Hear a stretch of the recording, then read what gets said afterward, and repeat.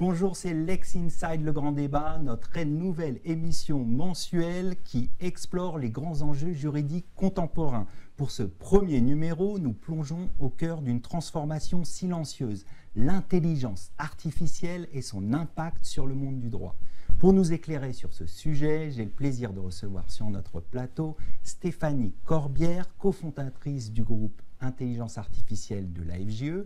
Bonjour Stéphanie. Bonjour Arnaud. Bonjour. Également avec nous, directeur juridique d'Altamétris, Régis Jacquin. Bonjour Régis. Bonjour Arnaud, bonjour à tous. Présent également sur ce plateau, Stéphane Baller, avocat of counsel chez De Gaulle Florence. Bonjour Stéphane. Bonjour Arnaud et merci pour votre invitation. Et enfin, Léa Fleury, CEO d'Ordali. Bonjour Léa. Bonjour Arnaud, merci beaucoup.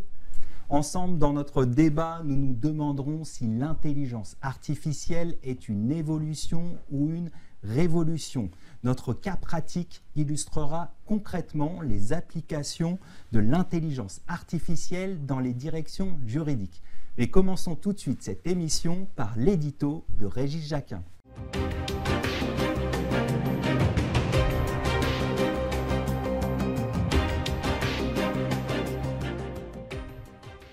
Pour commencer, Régis, pourquoi les juristes doivent s'intéresser à l'intelligence artificielle ? Arnaud, merci pour la question. Elle amène un éclairage et sans doute une définition pour commencer. Et vous avez parlé d'une révolution, une évolution silencieuse. Moi, je dirais qu'elle fait grand bruit, cette révolution.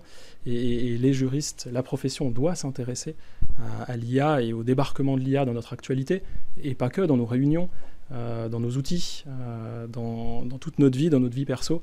Voilà, l'IA est arrivée et ces deux lettres, qu'est-ce qu'on a derrière, si on peut commencer par ça, le I et le A.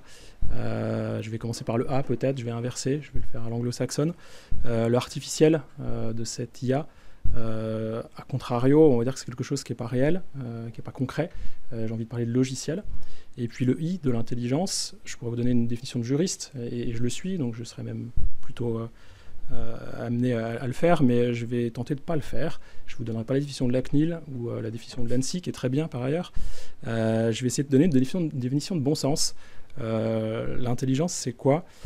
C'est la capacité du cerveau humain à accueillir une information, à la traiter, à la processer, et puis à en ressortir une autre donnée, un réflexe, quelque chose. Donc c'est voilà, cette capacité, ce logiciel, cette intelligence artificielle va être en capacité d'accueillir des données, de les traiter et d'en ressortir d'autres éléments. Il y a l'IA. Il y a l'IA générative, en réalité c'est celle qui est arrivée avec fracas il y a quelques mois dans l'actualité et dans nos métiers. Avec ChatGPT. Voilà, notamment, alors on aurait plein d'autres à citer. Je peux en citer les Gemini, les Perplexity. Léa nous parlera aussi de sa solution. Des acteurs français qui sont investis sur le sujet. Ils nous ont apporté cette petite révolution. Pourquoi s'y intéresser ? Parce que dans notre vie de tous les jours, dans notre vie de famille, dans nos vies personnelles et dans nos vies professionnelles, ces solutions elles sont en train de prendre le dessus sur de la productivité, sur de la recherche, sur ce qui structure nos métiers. Et c'est une des raisons, c'est la raison principale pour laquelle on doit comprendre un petit peu ce qu'il y a derrière. Je me souviens du début des années 2000, je vais faire une petite anecdote, un truc perso. Je suis sorti de l'université, j'avais la tête dans les codes, dans les revues, dans les jurisprudences, et puis je suis arrivé en entreprise. Ma DAF à l'époque, premier employeur, me dit tiens, il faudrait que tu rédiges des conditions générales de vente. On a besoin d'actualiser ça dans l'entreprise. C'est parti. Et là, j'avais plus les codes, j'avais plus l'université, j'avais plus les revues. J'étais devant un PC et je n'avais que moi et la page blanche pour me dire là, il faut que je pousse des conditions générales de vente. Et j'ai eu un peu honte au début des années 2000, il est temps de le dire.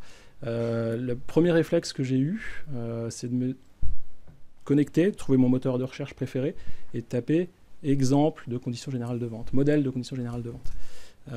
Et je l'ai fait voilà, avec Jeanne. Je cachais un peu l'écran, je tournais l'écran pour que personne ne voie.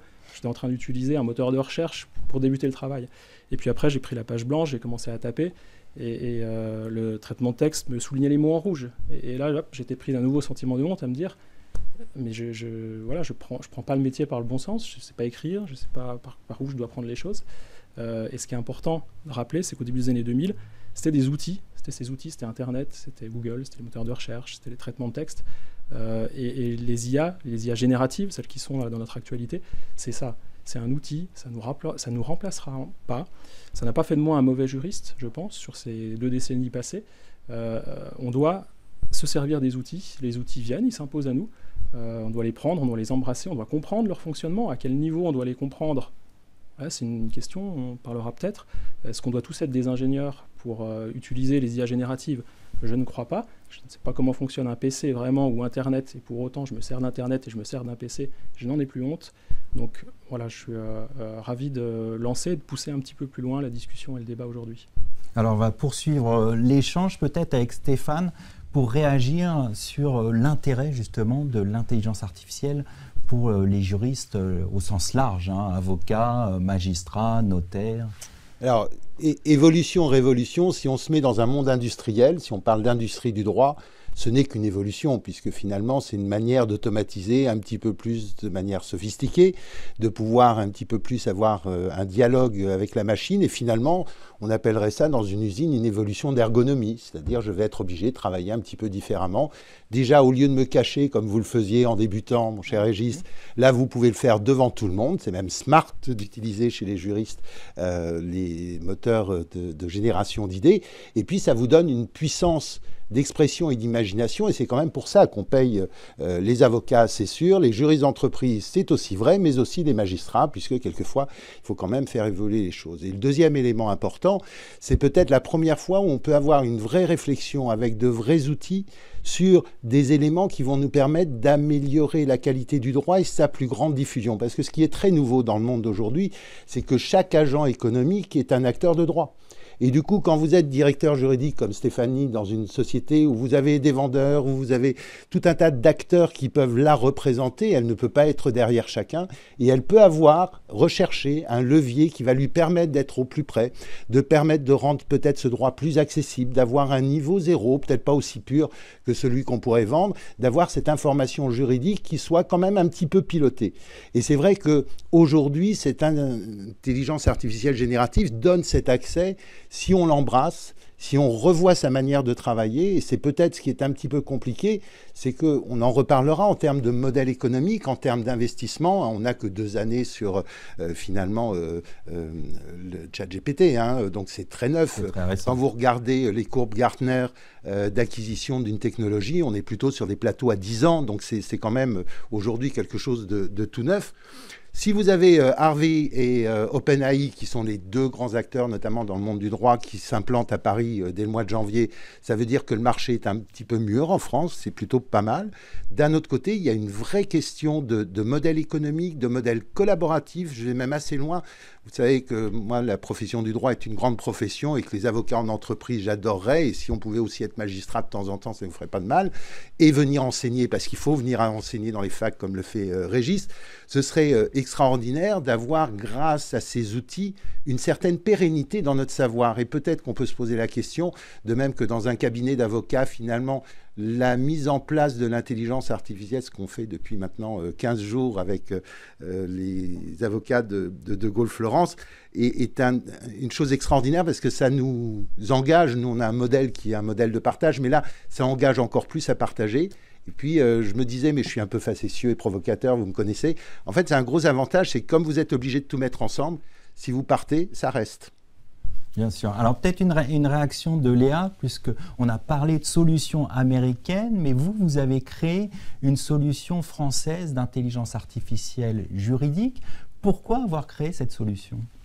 Oui, alors le point de vue français, et cette partie française, elle est pour nous très importante chez Ordalie. Il y a justement, on vient d'en parler, des solutions américaines, il y a aussi tout un enjeu. Je ne pense pas qu'on en parlera ici, mais de sécurité de la donnée, de confidentialité de la donnée, qui, Bien pour sûr. des professionnels du droit, est quand même assez principal. Nous, on axe vraiment notre système de développement justement sur cette IA souveraine et sur ces données qui vont être hébergées en France avec une IA française. Je propose aussi d'avoir une réaction des juristes, entre guillemets, et Stéphanie, peut-être revenir sur l'intérêt que peuvent avoir les juristes d'entreprise pour l'intelligence artificielle.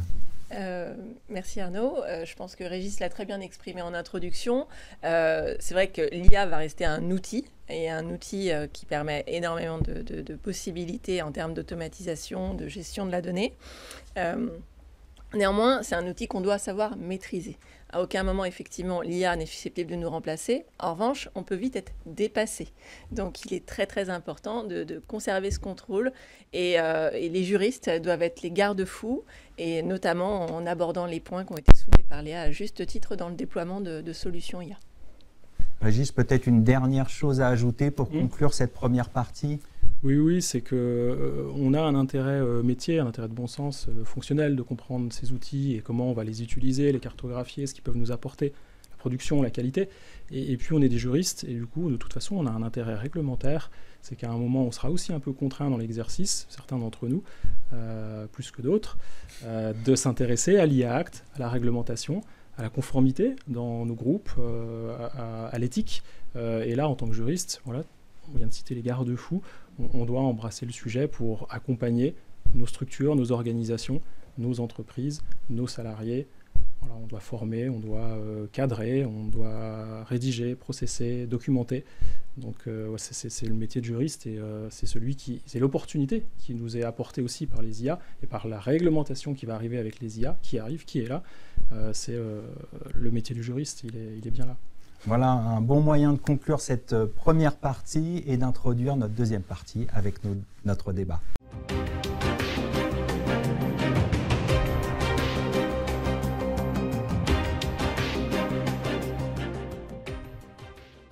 Place maintenant au débat intelligence artificielle, évolution ou révolution. On en parle tout de suite avec mes invités. On commence avec vous, Léa, pour bien comprendre la mécanique de l'intelligence artificielle générative. Comment cela fonctionne? Oui, merci Arnaud. Alors, l'IA générative, ça va être une technologie qui apprend sur une masse de données considérable et qui, à partir de ça, va générer un contenu qui est nouveau. C'est un système qui repose sur un modèle de probabilité. Donc, elle va chercher à mettre des mots bout à bout. On était à la base sur un système de complétion. Donc, l'objectif, c'est de prédire le mot suivant. De plus en plus, on arrive sur un système d'instruction. Donc, l'idée, c'est qu'il y aura un input. Donc, l'IA va avoir une consigne et à partir de cette consigne, va générer un résultat. Donc, elle a déjà compris le rapport entre la consigne et le résultat généré en fonction de la demande de l'utilisateur. Ça, c'est une technologie qui n'est pas nouvelle. Elle existait déjà plusieurs années avant toute cette ère de ChatGPT. Mais elle a été démocratisée justement en fin 2022 parce qu'on a de plus en plus eu des très gros modèles, d'énormes bases de données avec des paramétrages à plus de 100 milliards de paramètres. Et donc, ça a permis d'avoir des résultats beaucoup plus subtils, beaucoup plus nuancés, ce qui est aujourd'hui beaucoup plus intéressant. Et ce qui la rend si spéciale et remarquable, c'est cette faculté à générer en fait un contenu nouveau à partir d'un set de données qui existait déjà, donc quelque chose de complètement inédit. Et comment elle est entraînée, cette IA, ça va vraiment... Je simplifie vraiment, mais il y a deux phases. Il y a une phase de pré-entraînement, donc on va habituer l'IA à être confrontée au langage, une langue française, par exemple, ou anglophone surtout, à être confrontée au langage juridique. Et ensuite, il y a une phase de fine-tuning, où là, on va l'entraîner sur une tâche en particulier, là, de plus en plus souvent, l'instruction. Fine-tuning, c'est paramétrage, pour bien comprendre. Voilà, on entraîne l'IA, voilà, on la règle, on l'entraîne sur une tâche en particulier, à faire une chose en particulier. Et ensuite, il y a d'autres types d'IA générative, d'IA, de manière générale. Je vais en prendre qu'une parce que c'est elle qui est quand même la plus pertinente dans le domaine juridique. Ce sont les modèles d'embedding. Les modèles d'embedding, ce sont des plus petits modèles d'IA. En fait, ce sont des encodeurs. Donc, ils vont créer des vecteurs. Les vecteurs, ce sont les coordonnées d'un document. Et ces coordonnées, on les retrouve ensuite dans une base vectorielle. Donc, c'est une base pas 3 dimensions, mais 1024 dimensions.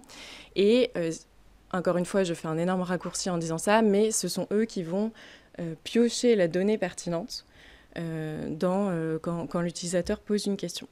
Et ensuite, on va souvent connecter ça avec des LLM. On appelle ça le RAG.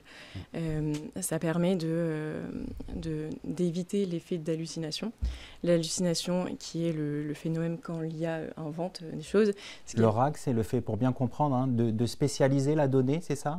En fait, le RAG, c'est quand une technologie LLM va agir de concert avec des modèles d'embedding.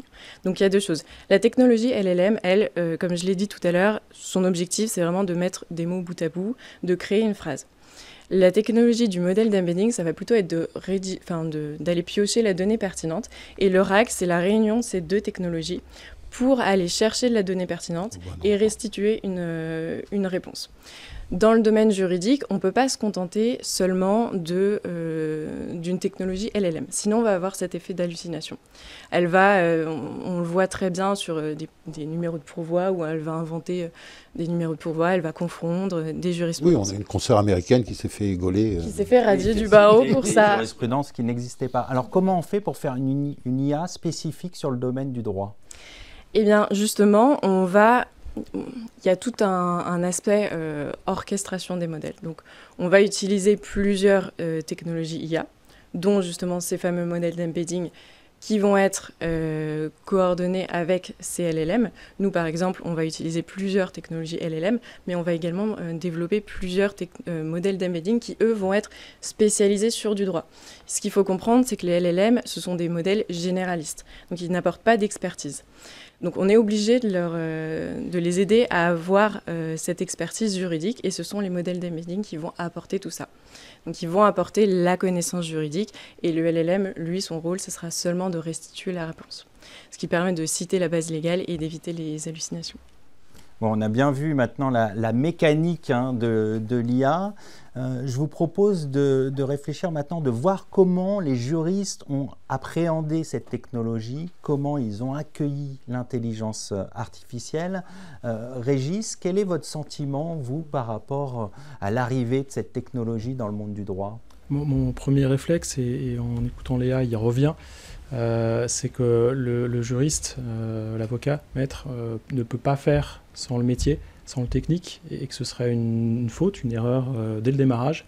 Nous, juristes, on explique souvent au métier qu'il ne faut pas qu'il fasse sans les juristes, parce qu'on a l'expertise, on a le métier, on a le savoir-faire, le cadre, la réglementation, les bons réflexes. Donc voilà, entre la sensibilisation qu'on doit avoir, la compréhension de comment fonctionnent ces technologies, quels sont les usages, on ne peut pas y aller sans la technique en fait, et sans les spécialistes du métier. Donc le premier réflexe dans nos institutions, dans nos entreprises, dans nos organisations, ça va être de s'équiper, ça va être de s'accompagner d'une équipe de sachants quand on en a. Sinon, mais aussi dialoguer, de ce que je comprends. Exactement. On va devoir accueillir, cartographier, essayer de comprendre les usages, quelle techno, pourquoi faire, par quel métier. Et le premier réflexe dans cet accueil dans nos institutions, ça va être de cartographier, d'inventorier, et puis de s'entourer des bonnes personnes, des métiers, des ingénieurs, des juristes. C'est le premier réflexe. C'est aussi partagé ce sentiment par les avocats, Stéphane? Alors, il y a un élément d'éducation, on reviendra dessus, qui est assez fort. Par contre, il y a une puissance que vous disiez, Léa, sur la manière de calculer, sur l'utilisation du cloud. La puissance du calcul mathématique fait qu'on peut trouver une information juridique de plus en plus large si, bien entendu, elle a déjà été prédigérée, si elle est partageable, si son accès est possible et si elle n'est pas protégée. Donc ça fait quand même beaucoup de conditions qui font, comme vous le dites très justement, Régis, il faut arriver à bien connaître à la fois l'espace de data que l'on peut avoir, et notamment dans un cabinet d'avocats, savoir déjà où est-ce qu'on est organisé, comment est-ce qu'on a organisé. Et nous, chez De Gaulle, depuis 22 ans, on a toutes nos archives qui sont ensemble et avec la même architecture. Donc c'est vrai que cette donnée structurée, elle est disponible et je peux la passer à Léa et à Ordalie parce qu'en plus, elle me garantit quelque chose qui est franco-french et dédié au droit. Donc ça, c'est une possibilité incroyable. Mais je pense aussi aux juristes d'entreprise qui n'ont pas forcément les moyens, parce que nous, c'est notre cœur de métier. Un cabinet d'avocats, il va valoriser cette information, cette intelligence et tout mettre au service de l'imagination pour lequel on paye. dire le droit, je ne vais pas dire que tout le monde est capable de le faire, mais en tout cas, nous, on est là pour imaginer le droit de demain. Donc, on doit jouer avec ces outils. D'un autre côté, c'est un investissement qui est important. Nous, on a notre cœur de métier, on peut investir. Pour un juriste d'entreprise, c'est vrai que certains de mes clients me disent Stéphane, nous, on va faire avec Copilot. Et Copilot, c'est pas comme Ordalie, c'est pour tout le monde. Alors, c'est du Microsoft, c'est intégré dans l'ensemble des systèmes de l'organisation. Je trouve ça extrêmement intéressant parce que du coup, ça peut aller chercher dans les SharePoint des RH, de la production, des trucs qui sont plus ou moins bien protégés, mais sur lesquels nous, après tout, comme on gère la confidentialité, on sait faire, et qui peuvent mettre du droit à ce moment-là de manière assez puissante à cet endroit.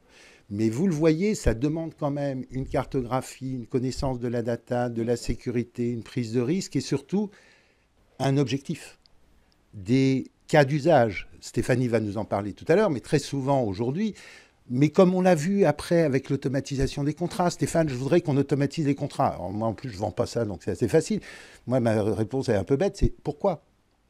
Parce que les copains le font, ou parce que mon directeur financier l'a dit et je vais gagner un équivalent temps plein. Non, ça dépend du type de contrat que tu fais. Donc il y a une chose, c'est que c'est extraordinaire en termes de puissance et ce que ça peut apporter. Après, moi, je pose toujours la question, c'est pourquoi faire ? Et c'est vrai que quand on dit c'est extraordinaire parce que ça va rédiger plus vite, ça va donner de la productivité et tout, honnêtement, les cas de productivité que vous pouvez trouver, quelquefois, c'est pour des petits postes, des personnes à pas trop de valeur ajoutée.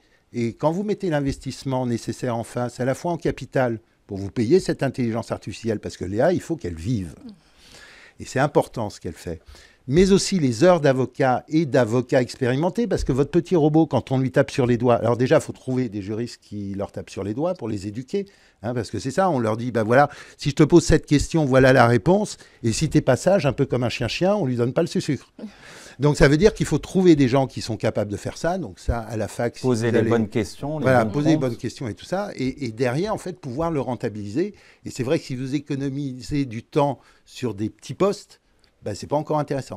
Bien sûr. Et il y a une question, il y a une réflexion, je crois, plus globale qui doit être menée au sein de cabinets d'avocats ou de direction juridique. Quelle politique de gouvernance doit-on avoir, Stéphanie, sur l'intelligence artificielle ? Merci Arnaud. Effectivement, c'est une question cruciale. Pourquoi ? Parce que la gouvernance, ça va un petit peu déterminer la forme et la dimension qu'on va accorder à l'IA. Et elle ne peut pas avoir une dimension unitaire. On doit avoir vraiment une approche holistique lorsqu'on développe une solution d'IA. Et la gouvernance, évidemment, elle doit être adaptée à la taille de l'entreprise, mais elle doit être surtout pluridisciplinaire.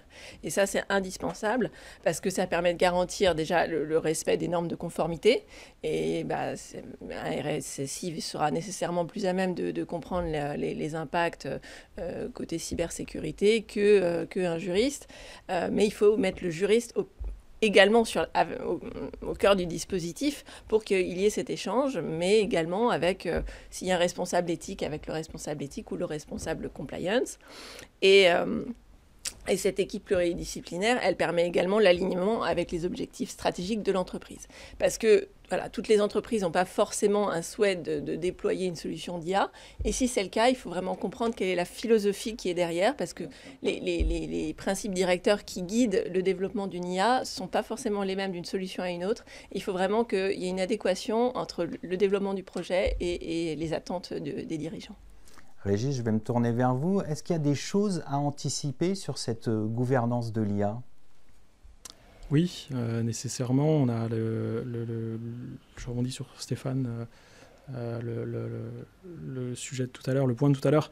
Il y a des sujets financiers derrière Bien sûr, ces le modèles. coût, c'est extrêmement important parce qu'on sait justement que sur l'IA, c'est un investissement. Exact, le coût, le temps, le pourquoi faire. Et on a beaucoup de structures qui n'ont ni le temps, ni les moyens, ni les ressources, et qui vont partir sur Copilot. Voilà, on le cite parce qu'il est proposé par Microsoft, il est dans Teams, il est dans toutes les suites qu'on a en entreprise. Marché quand même, Microsoft. Voilà, donc par facilité, on va partir sur un Copilot, et puis par économie, si on veut faire de la traduction, on parlera peut-être un petit peu des usages tout à l'heure, mais on va partir sur un DeepL. Pourquoi pas ? Pourquoi payer ? Pourquoi investir du temps pour implémenter un outil quand il y en a des qui sont sur le marché, qui sont gratuits, qui sont accessibles ? Ça n'est pas satisfaisant du point de vue de la compréhension, de la direction, parce qu'on ne sait pas quels outils, pour pourquoi faire, où vont les données, comment on sécurise. Donc le collectif, on le citait tout à l'heure, il est indispensable pour accompagner le développement des outils. Et un élément, en fait, on n'a pas appris ça à la fac de droit.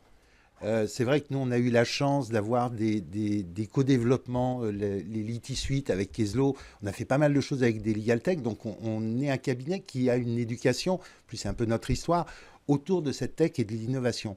Et en fait, cette réflexion sur la data, sur la manière de l'organiser, sur la manière de pouvoir la partager avec des clients, jusqu'où on peut aller. Cette question de traduction, c'est vrai que nous, quand on est allé sur le marché, on a dit, OK, on va avoir notre système d'intelligence artificielle avec traduction et tout ça. La seule chose, c'est qu'on a 7 Tera avec toute notre histoire qui est à l'intérieur, et il n'est pas question qu'elle a se balader, même dans le cloud aujourd'hui. Donc, tout est sous e-manage. Et donc, il a fallu qu'on trouve une solution, mais qu'on manage. Vous disiez tout à l'heure, il faut trouver le conseil, qu'on manage le conseil, qu'on en essaye quand même des wagons et qu'on fasse plutôt ça le soir, qu'on ait une équipe informatique qui soit tellement incroyable, puisqu'on a 7 informaticiens, et moi j'ai eu la chance d'être le voisin du patron de l'informatique pendant 3 ans. Donc, une culture, en fait, qui fait que je crois que par rapport à d'autres cabinets ou dans d'autres directions juridiques où on connaît parfois à peine le DSI, voire mieux le RSSI si on a une cyberattaque, vous avez raison Stéphanie, mais c'est vrai que le niveau de culture et de connaissance minimum est un ticket d'entrée qui est extrêmement important pour beaucoup de juristes. Et là, il ne faut pas leur en vouloir. Il faut vraiment les aider à bien connaître ça. C'est pour ça qu'on crée... Alors, les aider, c'est la question de la formation aussi. Quelle formation aujourd'hui? Est-ce qu'il y a des formations, Stéphane, vous qui êtes enseignant, des formations dédiées sur l'IA ou qui aident en tout cas à comprendre ces enjeux? Alors, avant l'IA, il faut déjà comprendre où est la data, ce qui est un cloud, un peu comment marche un ordinateur quand même, Gilles, je peux me permettre. On a créé il y a 10 ans avec Bruno Defin à Paris 2, à Panthéon-Assas, un DU transformation digitale du droit et Legal Tech pour répondre justement à ce défaut de culture, pas pour faire du droit, il y a tout ce qu'il faut, mais à côté pour avoir un esprit un peu entrepreneurial, hein, parce que gérer le changement, changer ses habitudes, quitter ses codes, avoir du plaisir à passer du temps avec Léa et comprendre pourquoi une jeune femme qui était très brillante en droit se met à créer des trucs avec des ordinateurs, alors qu'on dit quand même beaucoup plus sympathique que ça. Donc, faut déjà cet élément culturel qui est important. Donc ça, on l'a intégré dans l'EU. À l'époque, il n'y avait pas l'IA. Par contre, il y avait la programmation. On s'est posé la question de la programmation. Est-ce que les juristes doivent savoir coder? Exactement. Alors moi, honnêtement, vous le savez, ça m'emmerde. Et surtout, j'avais vu aux États-Unis le début du no-code. Et donc, moi, je disais, on va plutôt apprendre aux gens à bien raisonner, bien faire des arbres de décision, enfin, ce qu'un bon juriste doit faire, et leur expliquer qu'en fait, un bon arbre de décision, une bonne décision juridique, ça se met en 1 et en 0. Puis après, on trouvera bien des gens, parce qu'il faut faire travailler aussi les consultants, c'est important. Donc, on n'a pas intégré ça, et je crois qu'on a eu raison, et les résultats qu'on a eus aujourd'hui ne sont pas mauvais. Là, avec l'IA, c'est vrai qu'on arrive dans un environnement différent. Notamment, il faut comprendre ce que Léa nous a dit derrière, c'est-à-dire que moi, je lui fais confiance, elle me fait du français, elle me fait du... J'aimerais bien comprendre Léa, comment ça marche quand même. Qu'est-ce qui fait que vous avez été juriste et vous êtes passé de l'autre côté et vous avez monté cette IA? Ça veut dire que finalement, on peut être juriste et s'intéresser de près à l'intelligence artificielle? Oui, tout à fait. En plus, c'est un domaine où l'intelligence artificielle s'y prête extrêmement bien. C'est évidemment un secteur où il y a un vrai besoin d'efficience dans le traitement de la donnée. Et l'IA va pouvoir apporter ça. Donc, moi, j'avais forcément cette petite expérience de juriste qui m'a permis de déjà identifier des premiers cas d'usage qui, aujourd'hui, sont ce qu'ils sont, mais demain seront complètement différents. Et sur cette partie je pense que je m'avance un peu, mais sur cette partie de la formation des juristes au code, je pense que demain fera qu'il n'y aura peut-être même pas besoin de ça. Alors c'est vrai que dans dire ça, on abordera peut-être les perspectives tout à l'heure, mais en un mot. En un mot, je pense que plus tard, il y aura, même rien que sur le prompt. Aujourd'hui, il y a quand même presque une science autour du prompt. Mais finalement, demain, il n'y aura même plus besoin de prompter parce qu'une IA qui sera performante, ce sera presque une IA qui ne se voit pas et qui sera performante sur des tâches de fond dont l'utilisateur n'aura même pas besoin. Il pourra émettre sa volonté, mais ce sera une IA qui sera même plus réactive comme elle l'est aujourd'hui, mais qui sera presque proactive. Et donc qui saura planifier, qui saura anticiper. Et c'est là-dessus, je pense que... C'est ça qui est intéressant, c'est quand on va combiner avec la parole. Alors après, il y aura quand même un petit coup écologique qui ne sera pas neutre. Hein. Mais on va pouvoir discuter avec la machine, mais comme on le fait déjà en promptant. Hein. C'est ça qui est intéressant.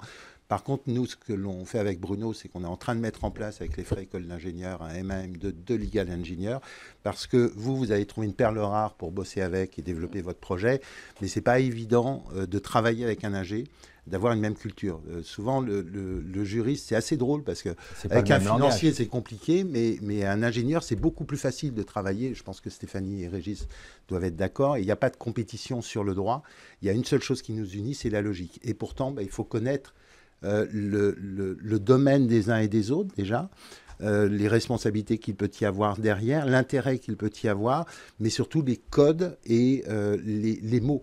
Et du coup, l'idée, c'est vraiment de faire grandir pendant 2 ans en apprentissage, à la fois des gens qui viennent d'une école d'ingénieurs, les frais, à la fois des gens qui viennent de la fac de droit, et d'arriver pendant 2 ans à leur faire développer des projets en commun pour arriver à avoir plus de chances que Léane en a déjà eu en trouvant sa moitié pour développer son projet, ce qui est quand même extraordinaire, si je peux me permettre.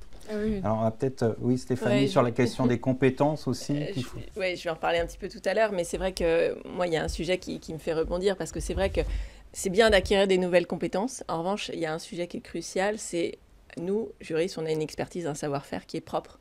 Et on ne peut pas tout déléguer à l'IA.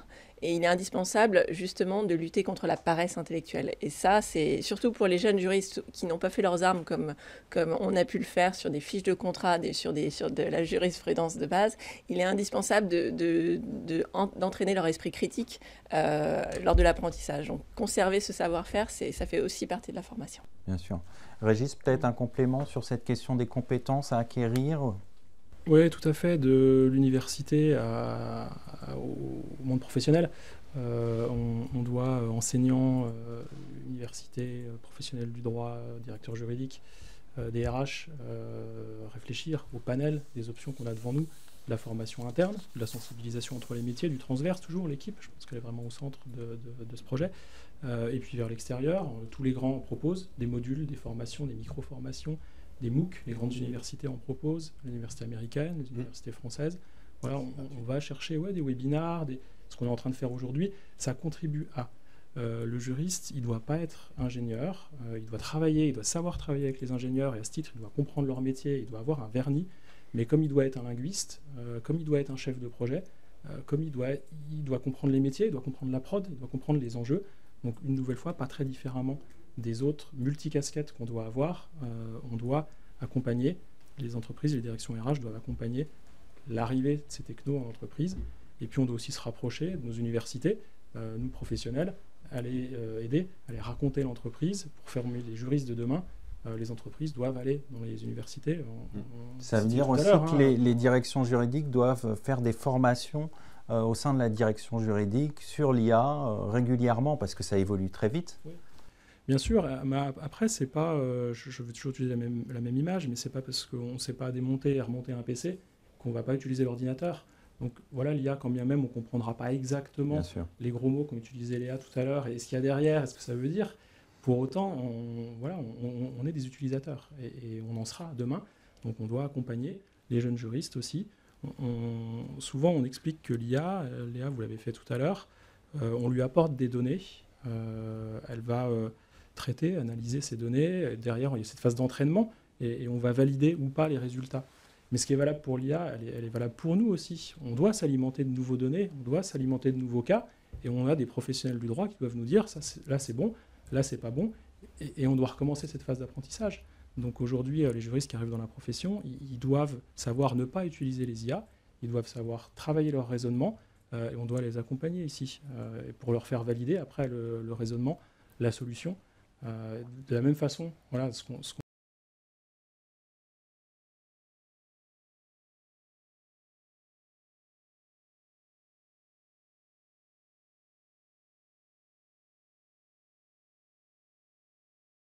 chose. On doit Alors, continuer. et justement, on connaît le degré de maturité des juristes au sens large sur cette question de l'IA. Est-ce qu'il y a des indicateurs au sein de la FJE, par exemple? Oui, très bonne question Arnaud. Effectivement, au début du groupe scientifique, on a lancé un sondage et effectivement, les attentes en termes de formation sont assez pressantes. Donc, je vais en revenir tout à l'heure, mais c'est vrai qu'effectivement, on a lancé des formations spécifiques pour justement aider, accompagner les juristes à mieux utiliser les outils et au-delà de savoir comment prompter, c'est comprendre l'écosystème dans lequel ils évoluent. Après, je ne veux pas être provoque, hein, mais si les étudiants savaient utiliser Excel et Word à fond, ce serait pas mal non plus, avant d'aller sur l'IA. Message personnel. Et les avocats, le degré de maturité sur ces solutions? On a vu que le barreau de Paris avait passé des partenariats avec plusieurs Avec Doctrine, solutions. avec Lefebvre Dalloz. C'est très bien de donner les moyens, et c'est la logique aussi du CNB qui donne plein d'outils, hein, d'ailleurs. Une adresse sécurisée, un espace qui vous permet, à partir du moment où vous payez votre cotisation, de pouvoir débuter comme avocat sans problème. Après, moi, ce qui m'inquiète et ce que je suis impatient de voir, ce sont les taux d'utilisation.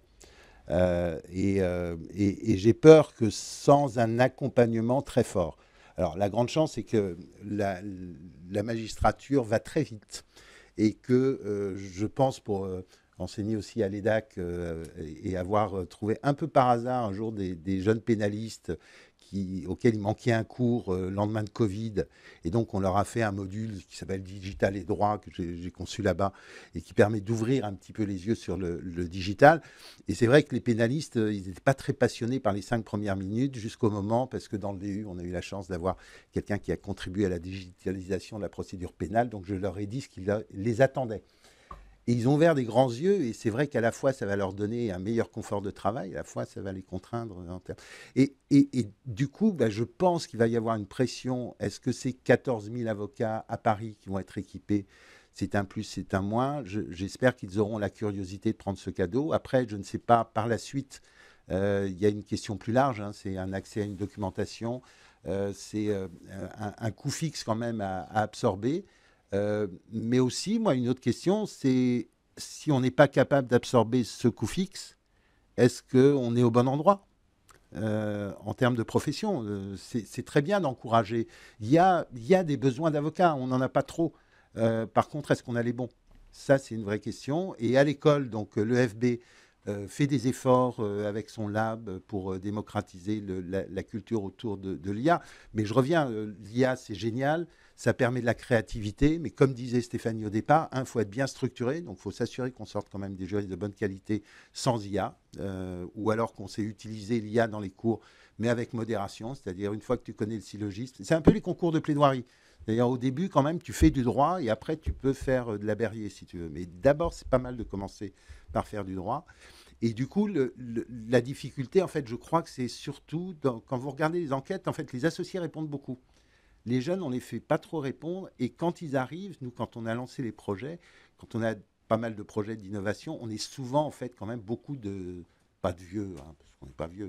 Mais ça manque de retour sur la jeune génération, c'est ce que vous voulez dire. Ça manque d'appétit. C'est-à-dire que, en fait, à chaque fois, moi, je dis aux jeunes, et j'ai des confrères, ils disent, non, mais, le digital, c'est pas on va prendre une jeune, et puis la jeune, de toute façon, elle est née avec ça, donc elle va savoir.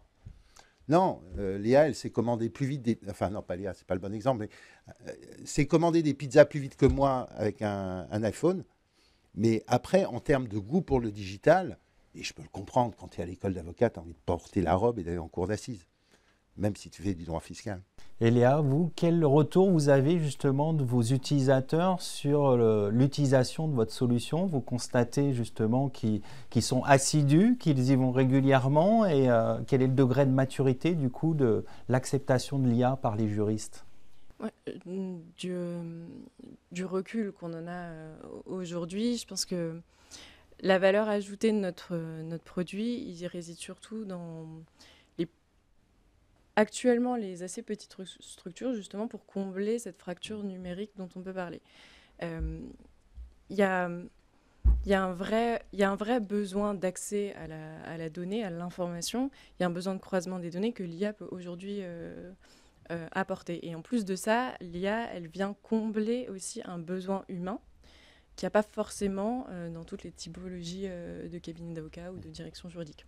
Et en tout cas, aujourd'hui, je pense que c'est là-dessus qu'elle aura une plus grosse valeur ajoutée.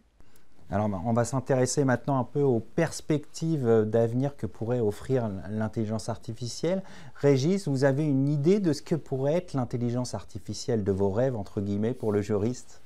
La question est complexe, l'imaginaire sans limite. Pour moi, l'IA idéale, c'est celle qui saura s'adapter sans un paramétrage complexe, sans un investissement complexe. Alors il y a le côté entreprise, financier aussi quelque part, qui va vite venir dans la danse, le stockage des données, la conformité, la sécurité.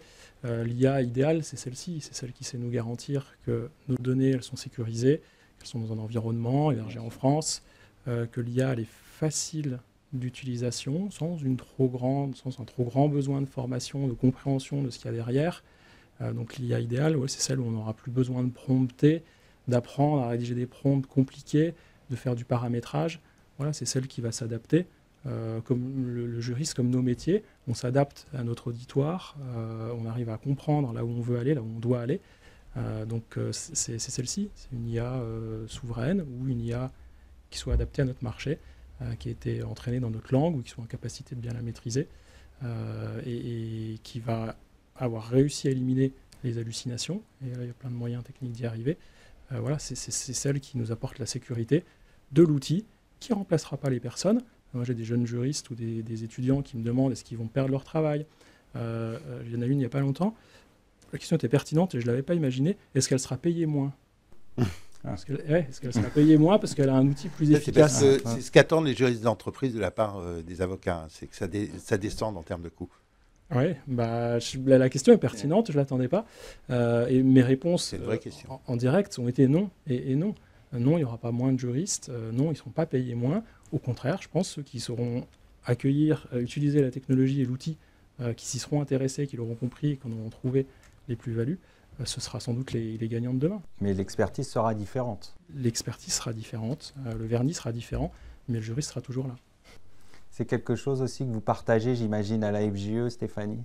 Complètement, oui, je rejoins à 100% ce qui a été dit par Régis, parce que la bonne hauteur dans la prise d'analyse, oui, je rien d'autre à ajouter. Stéphane, comment vous imaginez, vous, pour les avocats, l'intelligence artificielle du futur ? Je vais vous faire une réponse moyenâgeuse. Vous savez, c'est comme un bon avocat, je pense. Est-ce que ça me rendra plus fort ? Alors, plus fort, ça veut dire plein de choses. Plus fort, ça veut dire être plus imaginatif. J'y tiens, on fait un métier, même fiscaliste, on fait un métier de créatif. Et même si on peut penser à beaucoup de choses, moi j'aime beaucoup l'analyse en droit comparé. C'est très difficile en fait, même dans des bonnes bibliothèques, d'arriver à faire du droit comparé. Et pourtant c'est intéressant de prendre un raisonnement juridique qui a été fait dans un autre environnement, mais de pouvoir le bousculer, notamment au niveau européen, avec votre ordre français. Donc déjà toute cette richesse, nous, on a été rat de bibliothèque pour le trouver, on peut l'avoir de manière accessible. Donc ça c'est un élément qui est extraordinaire. Il y a un deuxième élément, c'est comment est-ce que je vais pouvoir m'essayer à des choses que je n'ai pas faites. Et ça, c'est plutôt pas mal quand même. Si on a cette curiosité d'essai, si on a, comme on éduque la machine, peut-être que demain, on pourra éduquer les... Oui, ça fait un peu vieux con ce que je dis là, avec la récompense, le chien-chien, le sucre. C'est pas la manière rêvée peut-être pour éduquer les gens, mais ça peut être un outil d'auto-formation incroyable. Peut-être en termes de prise de conscience de la responsabilité juridique des opérationnels, un petit peu comme l'enseignement d'ailleurs, un mauvais prof, ou quelqu'un qui ne fait pas preuve de pédagogie en faisant de la compliance, peut-être qu'une bonne intelligence artificielle, un lapin crétin un peu rendu sexy pour vendre le RGPD, c'est pas stupide. Et du coup, avec ces éléments, si on arrive à abaisser les coûts de revient, si on arrive à éduquer les gens, si on arrive à continuer à former des jeunes, parce que le problème, c'est qu'aujourd'hui, on va attendre, bien entendu, grâce à l'IA, que le prix de l'avocat baisse. Donc nous, pourquoi pas ? Mais ça veut dire que demain, on n'a plus de jeunes, puisqu'on a de l'IA à la place. On ne va pas se payer des jeunes en plus. Donc s'il n'y a plus de jeunes, il n'y a plus de vieux. S'il n'y a plus de vieux, il n'y a pas de 4e année ou de 5e année que les juristes d'entreprise adorent recruter. Et du coup, le système peut mourir. Et donc, on a une responsabilité collective. Et là, c'est aussi bien au niveau des avocats, des juristes d'entreprise, enfin tout le monde du droit, qui est de rester, comme vous le disiez Stéphanie, à haut niveau sur le droit, avec notre syllogisme, avec notre capacité d'imagination, en sachant utiliser la machine et en préservant, parce que je pense qu'il vaudrait mieux dans certaines directions juridiques que les budgets soient augmentés vu les challenges qui sont derrière, et après on verra bien qui les dépense, mais c'est de prendre conscience que ce droit est un avantage concurrentiel pour les entreprises et que c'est un investissement et que si nos amis anglo-américains l'ont fait avec des gros volumes sur l'intelligence artificielle, on pourrait le faire sur le droit aussi pour être meilleur. Alors on voit les rêves de juristes et d'avocats. Léa, vous en tant qu'éditrice de solutions, comment répondre à ces rêves ? Alors moi je vais vous donner une réponse plus opérationnelle, moyen terme de Bien nos sûr. propres challenges en ce moment. Ce serait une IA exhaustive. Parce que c'est aussi un gros challenge pour nos utilisateurs, d'avoir une IA qui puisse englober l'ensemble de la notion juridique et forcément une IA qui s'insère dans des systèmes déjà préexistants pour créer tout un écosystème, donc une sorte d'interopérabilité. C'est une vraie question. Oui. Et comment vous travaillez justement pour parvenir à cela ? Alors, c'est à ce stade encore du co-développement, de la co-construction avec des acteurs pour mapper l'ensemble du stack, enfin du tool stack, enfin des outils avec lesquels ils travaillent, pouvoir nous savoir comment on va s'intégrer, c'est plus ou moins facile en fonction des différents prestataires, et comment on va pouvoir créer de la valeur justement en alliant tout cet écosystème.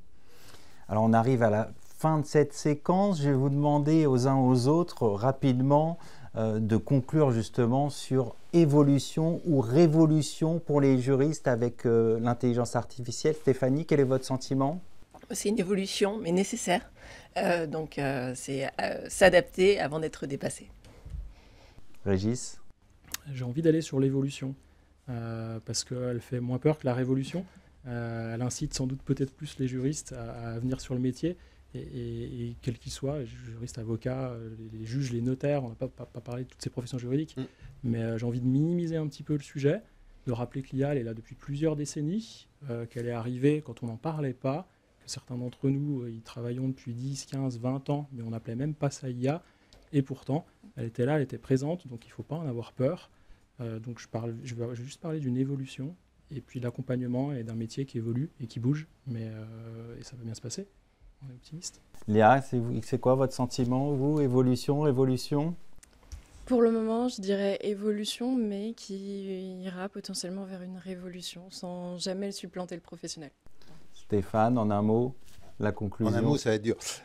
Je trouve ça génial. Je suis le plus amorti du plateau. Je suis plus vieux.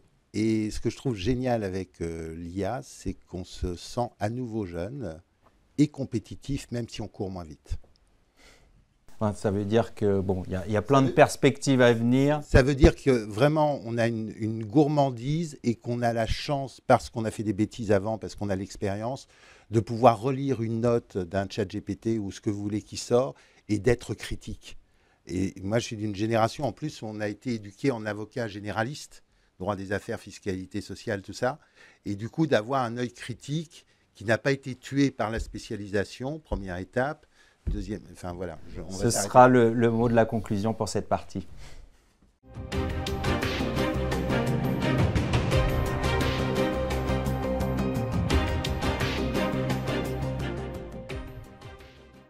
On passe à notre séquence cas pratique avec une illustration concrète des applications de l'intelligence artificielle dans les directions juridiques avec Stéphanie Corbière.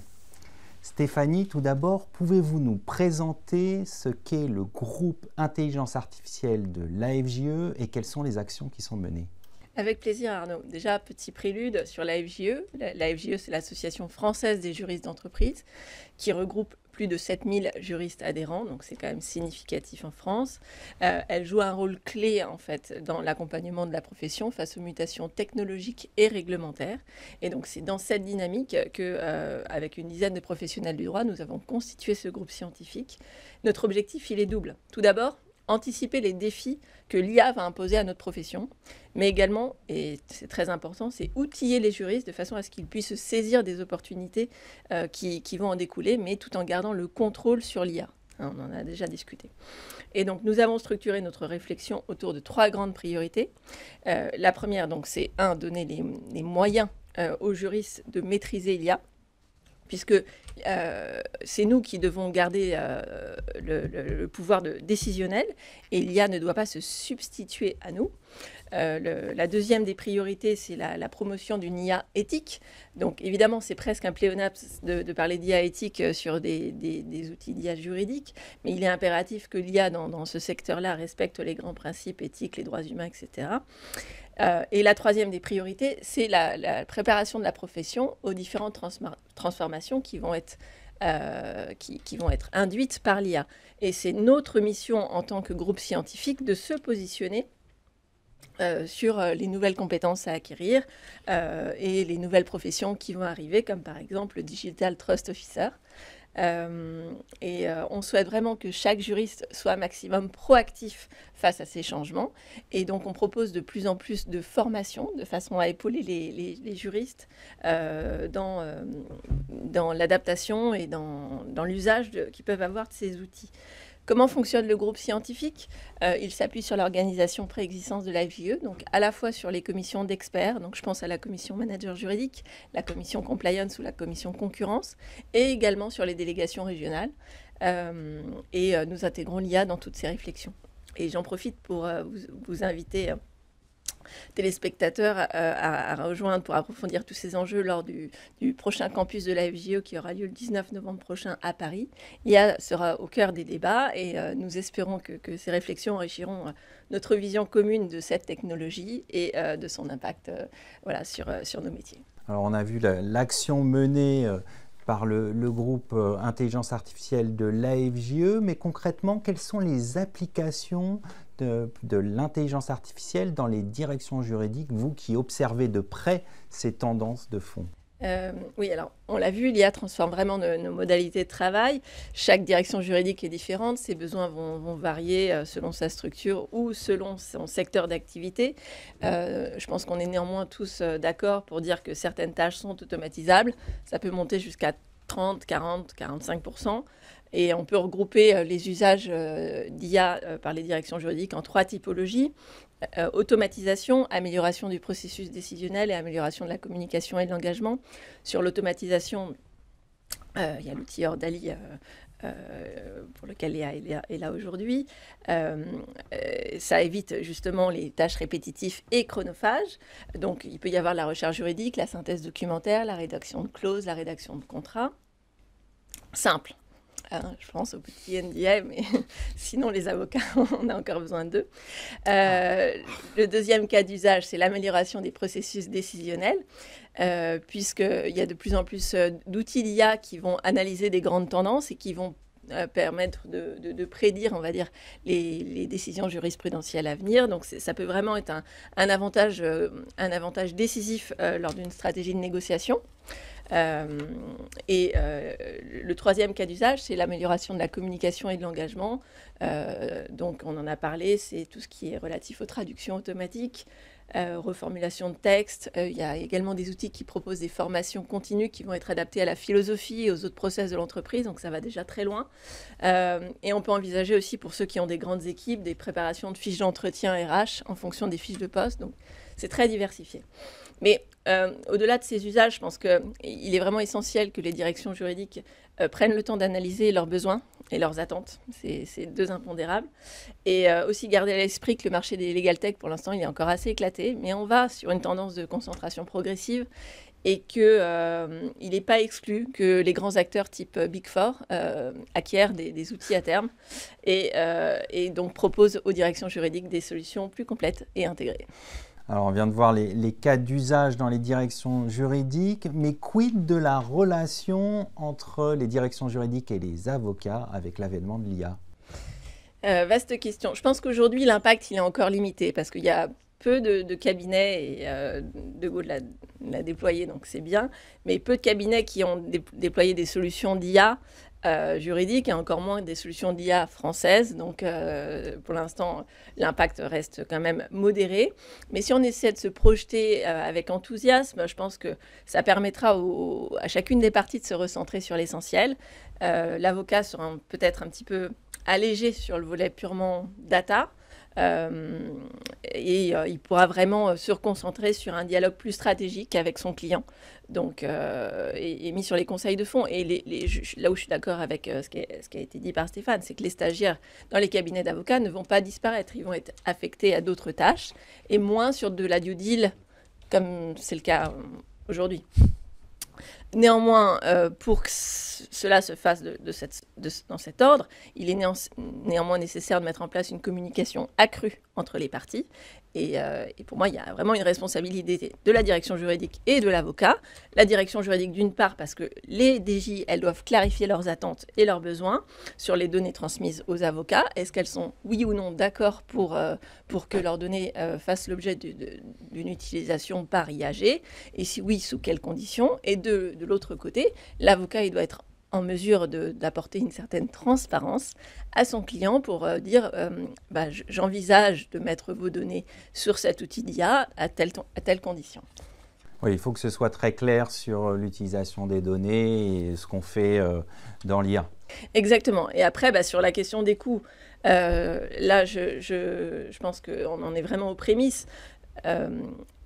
Effectivement, implémenter une solution d'IA, que ce soit en direction juridique ou en cabinet, c'est très coûteux parce qu'on parle d'architecture lourde, on parle de formation de professionnels. Donc, effectivement, la direction juridique, elle est légitime à s'interroger, est-ce que oui ou non, la facturation risque de se répercuter chez moi. Néanmoins, on peut quand même envisager peut-être à long terme des économies d'échelle qui vont bénéficier à tout l'écosystème. Et si ce n'est pas en monétaire, ça permettra peut-être à l'avocat de réallouer son temps sur d'autres problématiques à plus forte valeur ajoutée. Bon, à suivre. On va conclure là-dessus. Merci Stéphanie, merci Régis, merci Léa et Stéphane d'avoir participé donc à ce premier numéro de Lex Inside, le grand débat. Merci à toutes et à tous de nous avoir suivis et rendez-vous le mois prochain pour un nouveau numéro de Lex Inside, le grand débat.